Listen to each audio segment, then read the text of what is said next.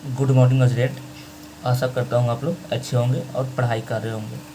तो हम लोग पढ़ रहे थे इंटीग्रेशन, ठीक है। तो इंटीग्रेशन में हम लोग सब्स्टिट्यूशन मेथड पढ़ रहे थे।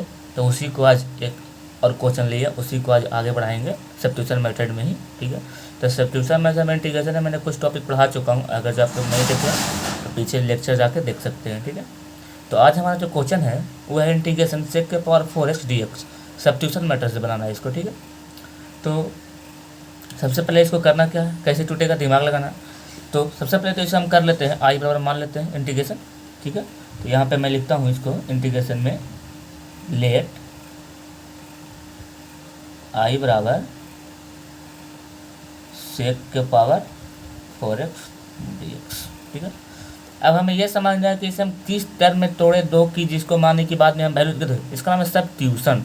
यानी यहाँ पे किसी का वैल्यू यहाँ पे मान के आप इसको देखिए, इसमें होता क्या, सबसे पहला स्टेप में इसको दो टर्म ऐसा तोड़िए कि उसका डिफिएशन इसका अपोजिट में आ जाए, जो इंटीग्रेशन में आ जाए, ठीक है। इसका डिफिएशन करेंगे अब कलन, ठीक है। अब बाद में उसका लास्ट वैल्यू पुट करेंगे। तो ऐसा ऐसा दो टर्म में तोड़िए, या फिर इसी को हो सकता है ऐसे करिए, या फिर ऐसा दो टर्म तोड़िए जिसको हम बाद में वैल्यू उसको लेट करेंगे, लेट करेंगे चाहे टी चाहे जेड चाहे एक्स, जो भी आप मान सकते हैं, ठीक है।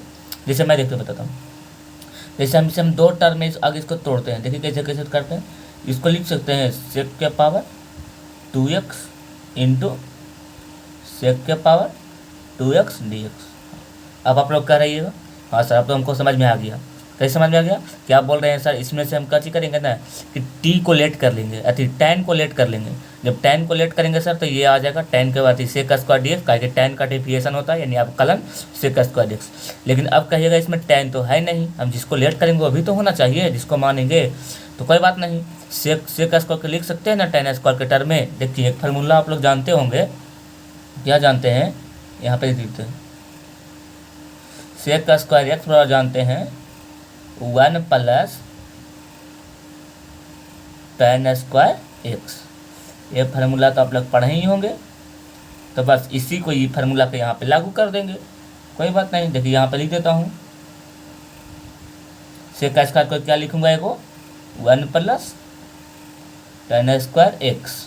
इसको तो मैं लेट करूँगा यानी मानूंगा, इसका जब मानूंगा तो यही ना आएगा, ठीक है।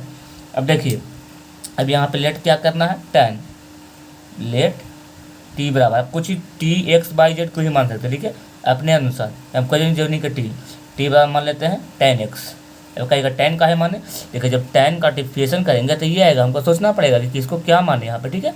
जब इसको डिफिएशन यानी अवकलन, इसको लिख सकते हैं डिफिएशन विथ रिस्पेक्ट टू एक्स, या फिर हिंदी में लिख सकते हैं एक्स के सापेक्ष अवकलन करने पर, ठीक है।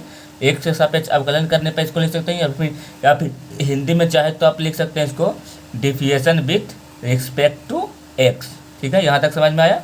अब देखिए आगे क्या करते हैं, करिए एक्स के सापेक्ष का, एक्स का है लिखिए, एक्स के सापेक्ष का है, देखो यहाँ एंगल में क्या है, बस यही ध्यान दीजिएगा, जो एंगल में रहे वही करना है, d t by d x. ऐसा नहीं करते हैं डिफिएशन अवकलन, इसको करते हैं d ten x d x, ठीक है। इसका देखिए, इसका तो d y d t y d x है, लेकिन टेन का डिफिएशन क्या होता है, हाँ टेन का डिफिएशन क्या होता है सेक स्क्वायर एक्स, ठीक है। लेकिन हमको यहाँ पे से क्या फ़ायदा हुआ यहाँ तक लाने में, अभी तो कुछ मिला नहीं हमको, कम से कम ये टर्म नहीं मिला। तो ये टर्म लाने के लिए क्या करना है, सेक स्क्वायर तो आ गया, बस डी एक्स को यहाँ से मल्टीप्लाई कर दीजिए, ये टर्म आ गया। अब देखिए अब आपको कुछ समझ में आया, ये टर्म आ गया, ठीक है। सबसे पहले हम टी बराबर का माने थे, ये टर्म माने थे, हमारे इसको डिफिएशन किए थे, क्या आ गया, ये आ गया। अब देखिए हमको फायदा क्या हुआ कि इतना की जगह पर इतना लिख सकता हूँ, यानी सेक स्क्वायर डी एक्स की जगह पर डी टी लिख सकता हूँ, और जहाँ टेन है वहाँ टी लिख सकता हूँ, क्योंकि यही तो माना ताकि क्वेश्चन आसानी से हमारा बन जाए। अब देखिए इसको आगे बनाते हैं, समझिएगा। सबसे पहले मेरा क्वेश्चन ई टर्म में था, तो इसको यहाँ पे एक बार लिख देता हूँ प्रश्न से, ठीक है। यहाँ पे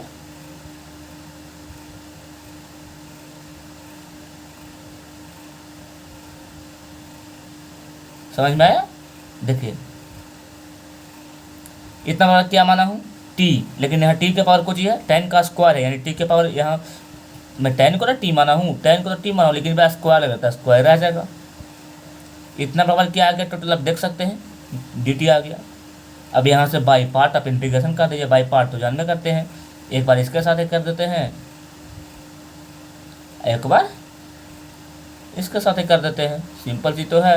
अब इसका बाई पार्ट इंटीग्रेशन आप लोग जान में करते हैं, डी टी का हो जाएगा यहाँ पे टी, और इंटीग्रेशन में पावर में एक जुड़ता है, जब इंटीग्रेशन हटता है तो यानी टी के पावर 3 बाई में 3 हो जाएगा, प्लस में सी। लेकिन यहाँ पे हमको टी के टर्म में आ गया, हमको टी के टर्म चाहिए नहीं था, हमको तो क्वेश्चन था एक्स के टर्म में दिया हुआ, तो हम इसको एक्स के टर्म में कैसे लाएंगे। तो जो वैल्यू मैंने टी माना हूँ, और जहाँ जो मेरा टी आया है यहाँ पे जो टी आया है, इसके जगह पर जो वैल्यू एक्स में यहाँ पे माना हूँ टी बराबर, उसको वैल्यू लास्ट में पुट कर दीजिए, सिंपल सी बन गया। तो टी बराबर क्या माना हूँ 10x, तो यहाँ पे हो जाएगा 10x प्लस 10 के पावर 3x बाई में 3 प्लस में सी। हमारा ये आ गया सिंपल सी यहाँ पे सॉल्व होके आंसर, जो हमको सही है प्राप्त हुआ। चलिए एक बार फिर आपको मैं समझा देता हूँ मैंने कैसे क्या किया हूँ। देखिए सबसे पहले शुरू में क्या किया, मेरा क्वेश्चन ये दिया हुआ था, आई बराबर मैंने मान लिया, मैंने इसको ऐसा दो टर्म, आपको दिमाग में सोचना पड़ेगा कि इसमें कैसा दो टर्म में तोड़ूं ताकि इसका एक, जब यहाँ पे टी मारूं तो उसका डिफिकेशन एक अपोजिट है, पावर में 4 था तो दो दो लिख दिए ताकि बाद में वही बात बताए, जब इसको गुना करेंगे तो बाद में 4 हो जाएगा। लेकिन सोचा कि ठीक है इसको तो 10 मानेंगे तो सेक स्क्वायर आ जाएगा, लेकिन 10 तो है नहीं, तो सेक स्क्वायर को कोई फार्मूला ऐसा लिखिए जो 10 स्क्वायर क्यों हो जाए, तो यहाँ पे फार्मूला दिया सेक स्क्वायर तो 1 + 10 स्क्वायर, इसको अलग लिख दिया। अब किया लिया टी बराबर 10x, 10 को डिफिकेशन किया तो आ गया सेक स्क्वायर के एक्स में, लेके हमको सेक स्क्वायर dx चाहिए, तो यहाँ से सीधा मल्टीप्लीकाई कर दिया, मल्टीप्लिकेशन कर दिया। अब क्या किया, यहाँ पे जो भी वैल्यू आया यहाँ पे सिंपल से पुट कर दिया मैंने उसको, ताकि देखिए टी बराबर 10x माने हैं, तो जहाँ जहाँ 10 था, जहाँ 10 था वहाँ टी रख दिया, यहाँ पे स्क्वायर था, इतना बराबर डी आ गया, फिर सिर्फ इसको सिंपल से बाई पार्ट इंटीग्रेशन कर दिए। इंटीग्रेशन के बाद इसको टी कटर में लग गया, हमको टी कटर में चाहिए नहीं, हमको चाहिए तो एक्स कटर में, तो भाई टी करे जो टी माने थे, टी बराबर माने थे 10x, टी बराबर क्या माने थे 10x, का वैल्यू यहाँ पे पुट कर दिए, सिंपल सी बन गया। ठीक है, तो यहाँ पे ये क्वेश्चन आपको सॉल्व हो गया। अगर वीडियो अच्छा लगे तो लाइक, अपने दोस्तों को भी शेयर करें ताकि वो भी पढ़ सके। तो ऐसे के साथ मिलते हैं अगले वीडियो में। ठीक है, तो थैंक यू।